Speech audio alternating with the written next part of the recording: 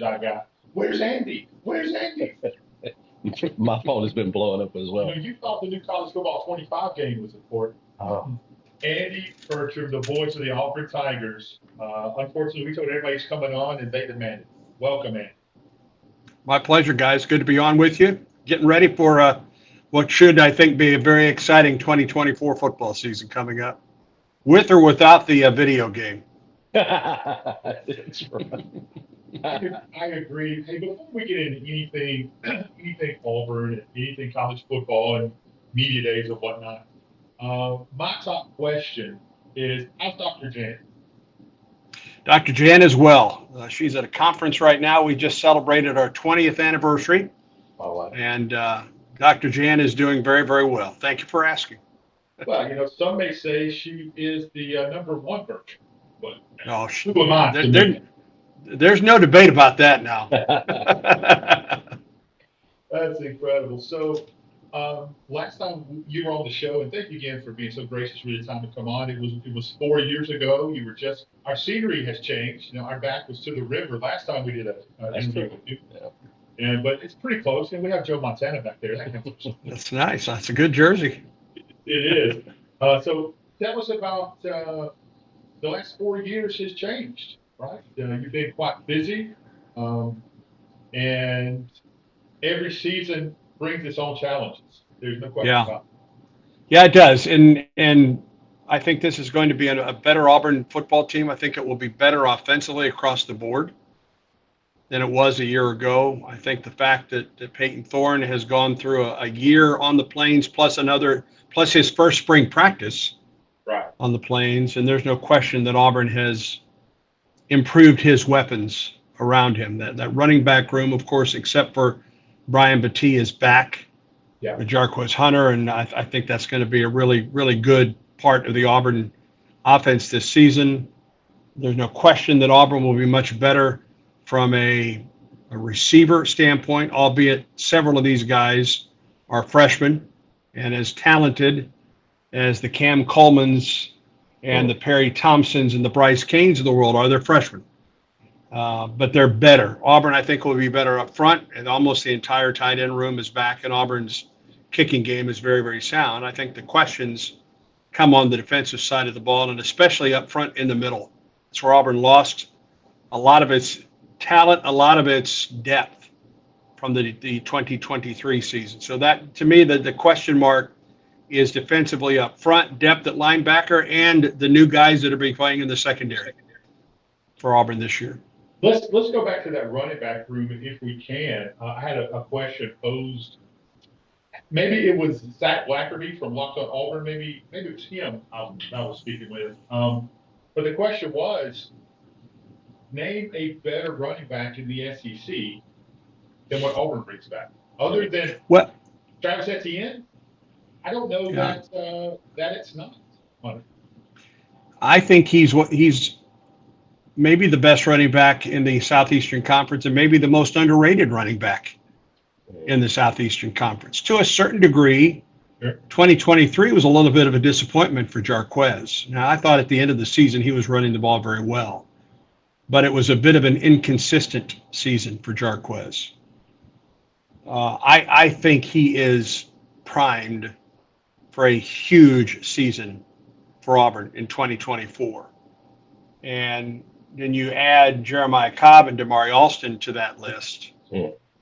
That's a really, really good running back room for Auburn. It gives you some speed, it gives you some size, some durability, some depth. But yeah, I think Jarquez is among the very best and the most underrated. Not a lot of folks are talking about Jarquez at this point. I think they will be when this season gets underway. There's no question, and you alluded to the freshman wide receivers. Cam Coleman is just different, right? He is absolutely different, and I think he's obviously ahead of the game, got in early enrollee. But you talk about Kane, and you talk about one of my favorites is Perry. Wow, the future is bright. And Perry was the only one of those receivers that wasn't here in the spring. So we really haven't had a chance to see him yet. When fall camp begins, we'll get to see. But he's got some. He's 6'3", 222. So he brings you that size that Auburn has lacked for a long time. We got a glimpse of what Cam Coleman is about in the spring game. And listen, you don't learn a lot about a team in spring ball anymore. I think if some of these coaches had their way, there wouldn't be any more spring games. I agree. But we saw Cam Coleman in spring practice, and we saw him in that game, and he's a difference maker. He's just a difference maker. Auburn hasn't had a receiver like Cam Coleman in a long time. Bryce Kane is not the biggest guy. He's 5'10", but he absolutely flies. No, I mean, he is a burner. And then you bring guys back. Caleb Burton, Camden Brown are back. I want to see what Sam Jackson V that was the key. does for Auburn, because his game at Cal, right? So what was your right? Yeah, I mean, the last time we saw Sam Jackson, he was playing quarterback for Cal. Yes. Out there in Berkeley.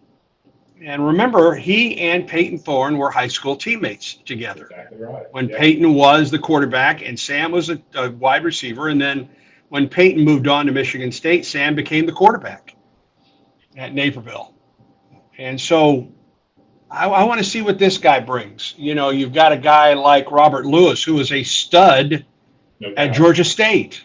No doubt. Auburn's wide receiver room is transformed this season. But Auburn's best receiver a year ago is back, and that's Rafaldo Fairweather, who's that hybrid tight end. He led Auburn in catches, yards, and touchdowns a year ago from the tight end slot.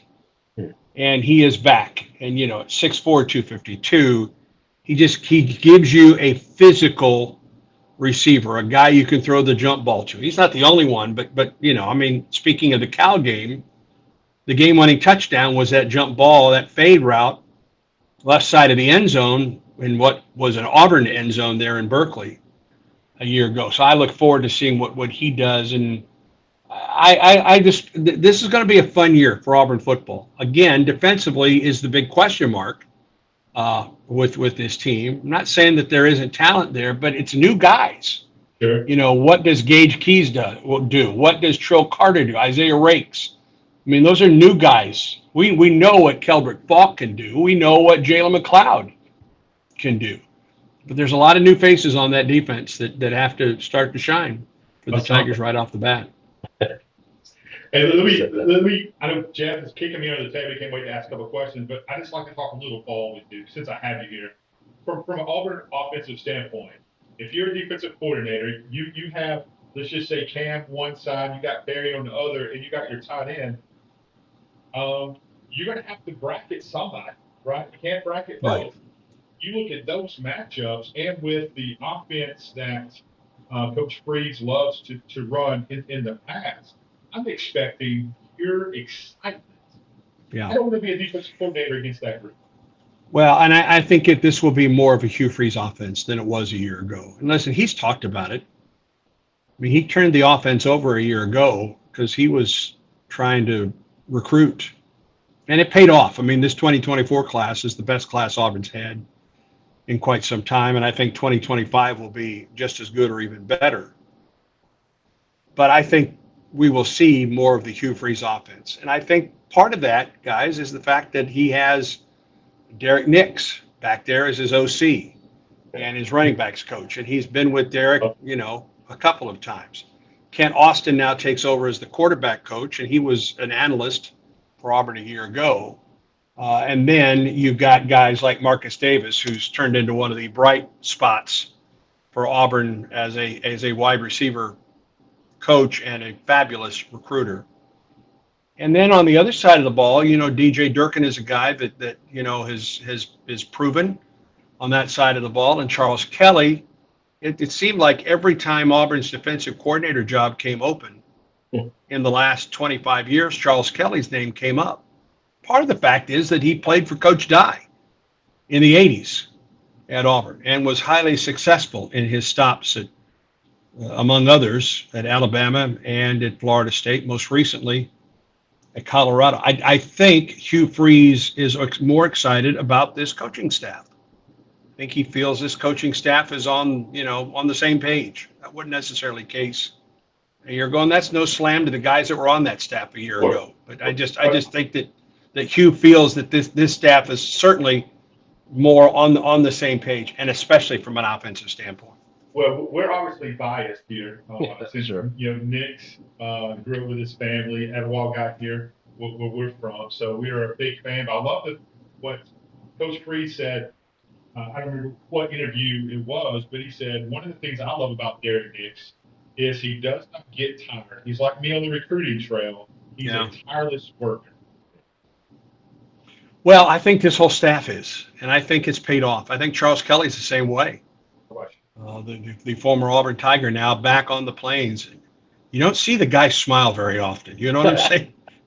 He's pretty stern. But when you ask him about his time at Auburn and playing for Coach Dye, that's when you see that smile come across his face. And I think he's thrilled to be back on the Plains. And listen, in this day and age, guys, you know this. If you're not a tireless recruiter, you're falling behind. That's right. Even if you are an energetic recruiter, it's tough enough.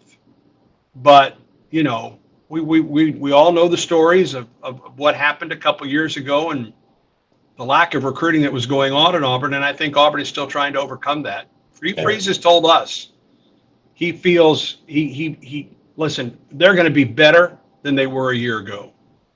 But he doesn't feel like they're completely back until after that third recruiting class is in. And he's asking for patience in a day and age where patience is a virtue. Boy, isn't that the truth?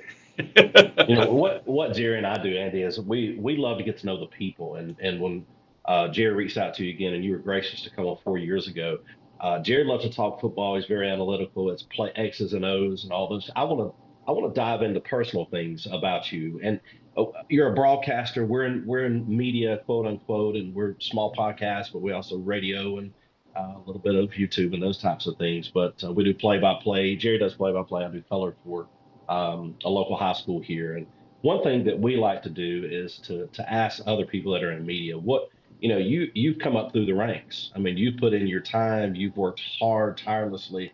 And I'm going to be honest, I'm not an Auburn guy, but I enjoy listening to your broadcast. I really do. You paint a picture of what the play is going on the field. A lot of times you can't see it when you're driving down the road or you're listening on your headset, but you paint that picture. So what are some things that you do personally to prepare for a broadcast on a Saturday? Well, let me show you something right here. I don't know if you can see this or not. Yes. But that's the spotting board that I have that I'm using. This is my speaking season. So I'm talking to a lot of Auburn groups. Yesterday, as a matter of fact, I was in Houston and in Dallas with Auburn coaches, including Coach Freeze and Coach Pearl and John Cohen and Nick Kleinert and Jessica Braswell and Leroy Burrell for a couple ambush tours. But I'm always trying to work on this too deep, and as soon as I get the information on Alabama A&M, I'll start to do it. And my process is this. And there are some guys out there that use a service for their spotting board, and that service is really good. It's a really good service. For me, it works best if I'm the one doing it. You know what I mean? It helps me with my game prep, game in and game out. But once we get into the season, the first 10 days out, I will start on names and numbers of the opponent, not for that coming Saturday, but for the following Saturday. And then come Monday of game week, then I'm trying to get stats and game notes of Auburn, certainly game notes and stats of the opponent, and trying to just add to this. And I'll have one side for the Auburn offense and the opponent defense, and then vice versa on the other side. And Monday is a daunting day for me because it's also press conference day for Hugh Freeze. We have Tiger Talks now on Monday night. So that's a very big, long day for me. And I try to get those boards done by Wednesday. And then that Thursday, I'm starting to work on the next day. But listen, I've been in radio for my entire career. I graduated from college in 1983. And I've worked in radio and have done ball games at both the high school level and the college level since 1983. The first 5 years in my home state of Illinois, and ever since, It's been here in the state of Alabama, and in spite of the fact of how this job came about for me, it's a dream job. It was the same way for Rod when he took over after Jim passed away in 2003. And it's long days and long hours, and I wouldn't have it any other way. I mean, it's what I've wanted to do literally since I was 6 years old. At that time, I thought I'd be the St. Louis Cardinals announcer. Times do change and priorities change. Well, Still a Cardinal fan, great announcers. But- I mean, but I grew up listening to Jack Buck and Harry Carey. Those are the two. And then Dan Kelly, who did the St. Louis Blues hockey games. I mean, I listened to 3 Hall of Famers growing up, listening to KAPOW Radio in St. Louis. And so there's a lot of Jack Buck and Harry Carey and Dan Kelly in my style. Now, there are others, Jim and Rod, and a man that I worked for that was the voice of SIU Carbondale for over 40 years, Mike Reese. But I worked everyday radio, guys, from 1983 until 2016, and I did it all: news, sports, management. I hosted a morning show, and so I understand the value of our affiliates. I understand the value of local radio in this day and age where you can listen to just about any genre of news talk or music. There is still great value in that local radio station because, where are you going to find out about that school that you cover or the city council that in that town? That you're not going to find that on XM, are you? No. It's that local radio station that covers it, and I certainly understand that value. But it sounds like you live, breathe, and eat this stuff. So if there's one thing, I know there's probably really difficult, but if there's one thing that you enjoy the most about what you do for the Auburn Tigers, or just what you do in general, what would that be? Besides being a husband, we know that. Well, and a husband of a huge Auburn fan too. Yes. Oh, wow. Jan has had season tickets to Auburn football since long before she and I knew each other. Her mom and dad had season tickets to Auburn and Alabama games. It was a split home. Jan and her mother are Auburn grads. Jan's sister and her father are Alabama grads. Oh. Her father passed away. He was a longtime physician in Opp, where Jan's from. So, but they've had season tickets at Auburn forever. So when we're doing road games, I'm still getting texts from Jan, questioning what's going on in the field. And we're going to talk about the game after the game when I get home as well. What I enjoy the most is this. I enjoy being at the ballpark. Mm. I enjoy being at Jordan Hare, and I get there 5 hours before game time, 2 hours before we go on the air. I enjoy being in that press box, in our booth, getting ready, or whether it's at Neville Arena, getting ready for an Auburn basketball game, or Plainsman Park, which will be a palace by the time this coming season rolls around with all the new additions that are coming. I enjoy being there. I enjoy being in that atmosphere. I enjoy setting up and getting ready and just kind of sitting back and taking it all in before our on air. And we're on 3 hours prior to kickoff, and we're on after the game as well. So if there's one thing, it's being at the ballpark, whatever venue, home or away that it is. I love to be there. Sounds like you. Yeah, I agree, man. I love practice. I love going to practice, and that's when I get to know the kids and the coaches and sitting in those meetings. But game day is special. It's hectic, right? I can imagine when it's on your side, from mine or Jeff's side, setting up and finding the spot. And sometimes, we're not in the nicest press box, and sometimes we're not even in a press box. I know you remember those days. I've been there. I've done that. Yeah, I've when I was calling games at Carbondale High School back in the 80s, there was one high school in the conference, the South 7 Conference, that did not allow visiting radio in the press box. And two stories about that same high school. I can remember doing a game on the top row in front of the press box in a rainstorm one night. I know you guys, know what that feels like. Yes. And the same high school. One year I went there to do basketball, and listen, basketball in Illinois is like football in Alabama. And no lie, they stuck me right in the middle of the band. I had trombones around me calling a high school basketball game. Same radio station. They're not exactly my favorite, but yeah, I get the call from better facilities now.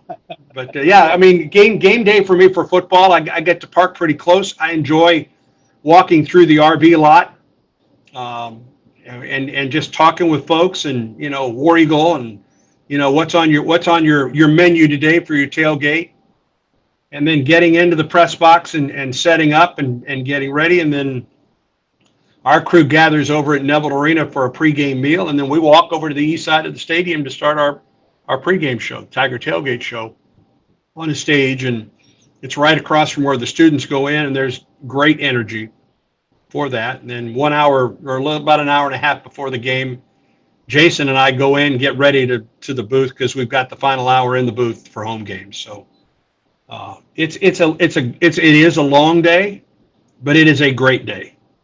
And it's hard sometimes to explain what a game at Jordan-Hare Stadium or Bryant-Denny or Tiger Stadium, or, I look forward to going to Oklahoma for the first time to do a football game, or a basketball game, or baseball this coming spring, and Texas the same way. I enjoy going to those places for the first time. So it's the job that I love, and I'm blessed to be able to do it. But people, all they see is the on air. They don't see the hours and hours and hours and hours of work put in. I'm going to ask you a question, kind of the same line as Jeff did. I was blessed to be able to get some long conversations with Rod back in the day. And one of the questions I asked him was, man, how do I better my craft? How do I become the best play-by-play guy that I can possibly be? I'm expecting, be like this guy, be like that guy. And Rod said, hey, you have plenty of passion. It's obvious. Just be yourself. Don't be Rob. Don't be Eli. Don't be anybody else. Just be yourself. Jeff tells me don't be myself. Try talking about it. Well, and that was, when I took over for Rod in 2019, that was the first advice that I was getting from folks. And I knew that I wasn't going to be Rod. I couldn't be Rod. Rod didn't try to be Jim. Yeah. Jim didn't try to be Paul Ellen, who didn't try to be Gary Sanders or Buddy Rutledge. Those are the play-by-play voices at Auburn back to the 60s and the 70s. And I took over probably at an older age than most of the guys that had done the job before. And but listen, if you're going to get better, you've got to critique. Mm-hmm. And I've been doing this forever, but I'm still going back and going, my gosh, what was I saying here? And wow, okay, I like that call. Or wow, I did not give the information needed on that play. And so that's not a lot of fun sometimes to do, but you're only going to get better if you go back and you listen with a critical ear to what you're doing. And let's talk about some of your favorite calls that you've had. One of my favorite calls is the 2021 LSU game. That whole broadcast I thought was fantastic. It was an interesting ball game. Bo Nix was still on the Plains his last year, as it turns out, on the Plains. Auburn hadn't won in Baton Rouge since 1999, the famed cigar game. As a matter of fact, I did that game with Stan White. We did that game for CSS, the old tape delay days. Yes.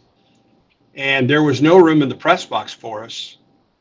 And Chris Stewart had done their game at Tiger Stadium a week or two before and was outside the stadium just watching the game on monitors, which, of course, is what we ended up doing in the COVID year for basketball on the road. We did all the basketball road games just outside our football press box. But they put Stan and I, before they put an upper deck in the end zones at Tiger Stadium, we were at the very top of the south end zone underneath the scoreboard.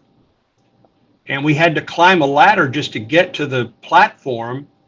And CSS had run all the cords and monitors to us from miles away, it seemed. And we lost monitors. So Stan did all of his analyzing of the game just by memory. He wasn't looking at the monitor because our monitors didn't work. That's the last time Auburn had won there. So this time in 21, Stan and I were in the radio booth calling that game. And, we all remember Bo's wild scramble. And finally, it ends as he's almost going out of bounds on the Auburn sideline. And he gets the ball, downfield for the touchdown. And then Auburn holds on to win. And I came out of that game, and then later on came out of the Arkansas game.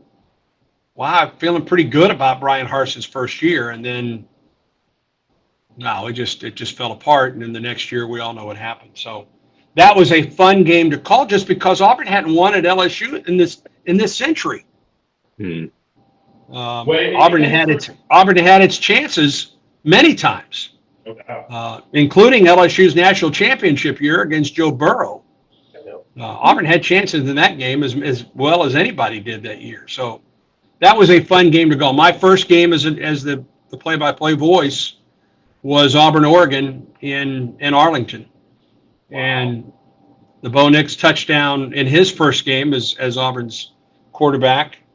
And that was a huge play in the last 30 seconds of that game and getting to call that. But if there is one football game for me in my 5 years now, it's the 2019 Iron Bowl, 48-45 Auburn. Yeah. And 2 pick sixes for touchdowns. Glenn Waddle scores 4 touchdowns, including a kickoff return for a touchdown after the first pick six. And, Auburn gets a field goal at the end of the first half in the final second. And then there's the penalty that ends the game. So I went back and listened to that one the other day. And from the second quarter to the third quarter was just an incredible amount of football, an incredible amount of scoring that took place in that game. But I've had great opportunities now with an SEC regular season and this past year an SEC tournament championship for Auburn men's basketball, 2 trips to the World Series with Butch Thompson's team, including that memorable trip to Oregon State and beating a team that had never lost in a regional or a super regional at home. And Blake Burkhalter was, with the game on the line when he came in, he sets down the final 8 batters of that game. So I've had some opportunities. I've had some memorable times, and I hope many more to come. Yeah.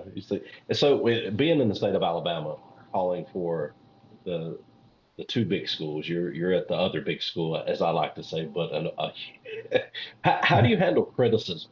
Because you're the play-by-play guy, you're the radio guy, you're the voice of Auburn, and a lot of times I think things are directed at you. How do you handle the criticism and feedback, maybe from or as they call feedback from people? In the first couple of years, it really bothered me. Probably too much. Not to say that some of the criticism isn't warranted. I'm not that way as well. Sometimes you got to listen to what they say, not how it's communicated. There are challenges calling Auburn home football games where we are in the corner. Makes it a little tough at times, and some folks don't understand that if the ball's across the 50-yard line going north at Auburn from where we are, it's very tough to see everything. So I'm calling some of the game off of a TV monitor just to my right. But listen, this is a job that I've trained for forever. And we all, that's part of the territory, so to speak. Yeah. You get to call some of the great sporting events of our time. And then sometimes when it's not going well, you're gonna catch it a little bit. And I'm not going to say it doesn't bother me, because it does. But at some point, you've got to be confident in your style and what you're doing, and still listen to what's being communicated to you. Well, Jeff and I we were excited and then disappointed. We were able to call the state championship football game down in Tuscaloosa this year. So we were very excited for the opportunity to be able to call a game in Jordan-Hare. And now it's off the table with, Brian Denny. I'm sorry, Brian Denny. We went to Brian Denny. You're right. We're hoping to look down on the plains, and now high school footballs, because of the college playoffs, don't get that opportunity. Yeah, I wish that were still a part, because it's such a great thing for the community. And I think it's great for these student athletes to be able to play at Bryant-Denny and at Jordan-Hare Stadium and get that opportunity. Not that it's not going to be a terrific atmosphere and a great venue in Birmingham. It will be.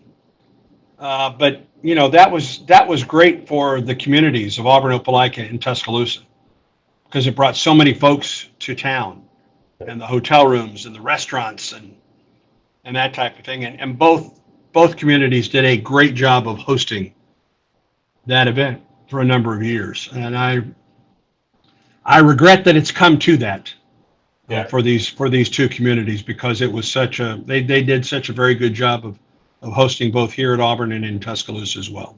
Well, I was looking forward to being in the booth and just kind of looking around, and so this is what it's like to be Andy. Hey, can we talk a little recruiting? I can't talk a lot of recruiting. I think Auburn's recruiting class will be top 10 for sure. We'll find out how close to that top 5 that it's going to be. We in talking with Hugh Freeze earlier this summer. I mean, he's made no bones about it. He's trying to sign the top 10 kids in the state of Alabama. Absolutely. You haven't heard a lot of Auburn coaches, although I'm sure they've tried, but you haven't heard a lot of those coaches vocalize it like Hugh Freeze has done. Mm-hmm. And I don't know if they'll get all 10 of them, probably not, but they're certainly going after those 10. And I think this is going to be a really, really good recruiting class. And I think we're going to say that every year, just like you do in Tuscaloosa or in Athens, Georgia, or Baton Rouge, Louisiana. I think you're going to add Auburn to that mix. And now you get Oklahoma and Texas. And it's like that in every sport. It's not just football. It's not just basketball or women's basketball. But think about, what Oklahoma brings to the table in softball. Yes. What Texas brings to the table in baseball and swimming and diving. I mean, they're joining the best conference in the league or in the country, but they're also making that conference even better. Yeah. Yep. Wait, I was hoping to get your call for the Auburn Golf Championship. That's what I was waiting. Well, that was thrilling. I talk with Nick Kleinert every week during the season. So we talked before. We talked after they won an SEC championship, and when they won the regional championship here, and then on the way to the Nationals, and they had won 6 in a row going to La Costa, and I think there were a lot of Auburn fans, a lot of the Auburn family that had never watched college golf on TV before, but they sure did over those days on the Golf Channel. And wherever we go, I ask how many of you watched Auburn win the men's golf championship, and many folks raised their hand. And in my house, I follow that up with, how many times did you turn away because it was getting so nervous for you? And they're all the same way. It was a great championship for Nick Kleinert and his team.